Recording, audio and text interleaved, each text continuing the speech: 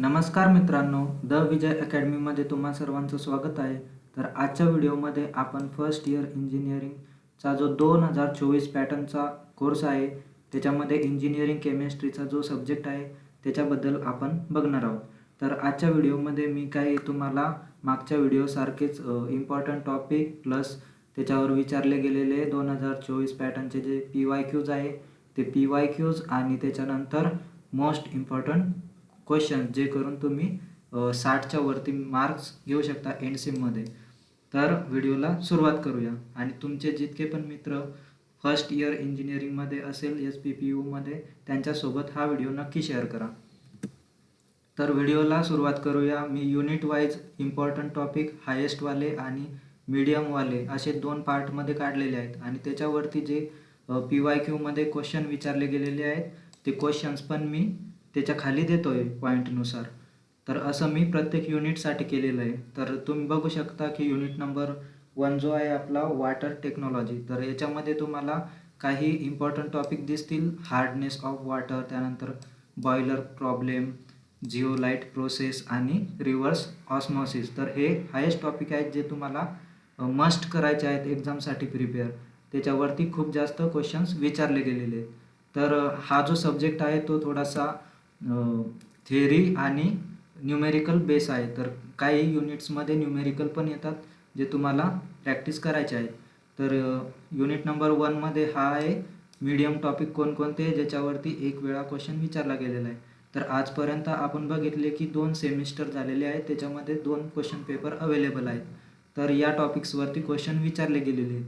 तर याच्यामध्ये तुम्ही अल्कलॅनिटी ऑफ वॉटर, त्यानंतर डिमिनरलायझेशन आणि डिओनायझेशन, त्यानंतर प्रायमिंग आणि फोमिंग, इलेक्ट्रोडायलिसिस असे काही टॉपिक आहेत ज्याच्यावरती तुम्हाला सब टॉपिक दिलेले आहेत. ते तुम्हाला डिटेलमध्ये बघायचे आहेत आणि त्याच्यावरती विचारले गेलेले काही PYQs आहेत जे तुम्हाला प्रॅक्टिस करायचे आहेत.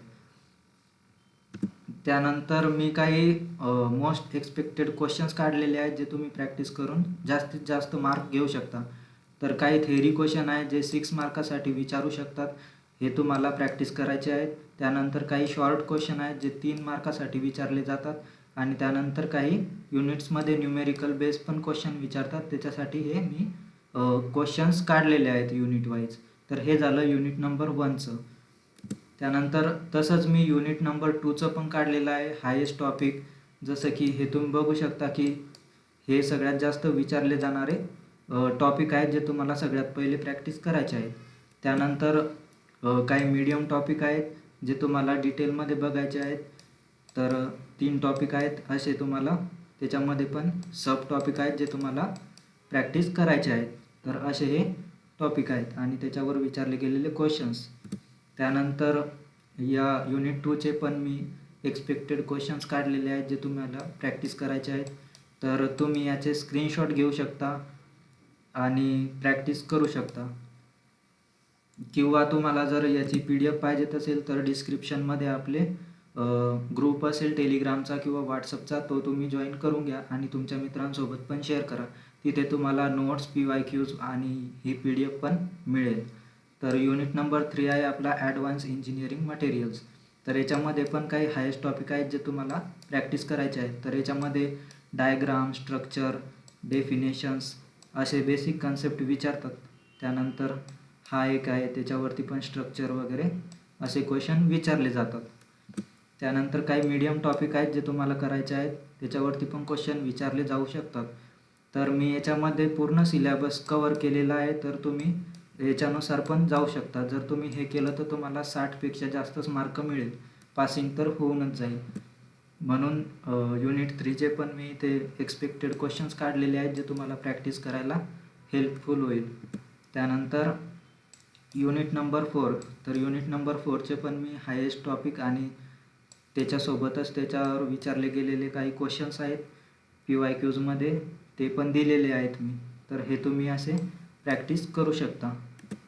त्यानंतर मीडियम टॉपिक्स आहेत युनिट नंबर 4चे. त्यानंतर एक्सपेक्टेड क्वेश्चन्स आहेत. तर याची PDF आपल्या ग्रुपवर अवेलेबल आहे. जर याचं सोल्युशन पण तुम्हाला पाहिजेत असेल तर तुम्ही कमेंट बॉक्समध्ये नक्की सांगा. मी याचे सोल्युशन पण देईल तुम्हाला, या क्वेश्चन्सचे ॲन्सर्स पण देईल. तर हे झालं युनिट नंबर 5चे हायेस्ट टॉपिक. त्यानंतर मीडियम टॉपिक. तर मीडियम टॉपिक आहेत आपले हे, त्याच्यावर विचारले जाणारे काही क्वेश्चन्स. तर MCQ पण विचारले जातात तुम्हाला 10 मार्कासाठी, तर त्याचं पण तुम्हाला बघायचं आहे की जे सिम्पल टॉपिक आहेत त्याच्यावरती MCQ वगैरे विचारले जातात. त्यानंतर एक्सपेक्टेड क्वेश्चन युनिट नंबर 5चे, तर हे तुम्ही बघू शकता आणि प्रॅक्टिस करू शकता. तर तुम्ही या PDF या PPTमधले जे टॉपिक्स आहेत सर्व कवर जर केले, त्यानंतर तुम्ही जे पण क्वेश्चन्स आहेत ते जर तुम्ही प्रॅक्टिस केले किंवा वाचून काढले, न्यूमेरिकल्स सॉल्व केले, तर तुम्हाला 60+ मार्क 100% मिळेल. आणि त्यानंतर हा व्हिडिओ जर आवडला असेल तर लाईक करा, तुमच्या मित्रांसोबत नक्की शेअर करा जे फर्स्ट इयरमध्ये आहेत, 2024 पॅटर्न आहे त्यांचा, आणि सबस्क्राईब करायला विसरू नका. थँक्यू मित्रांनो.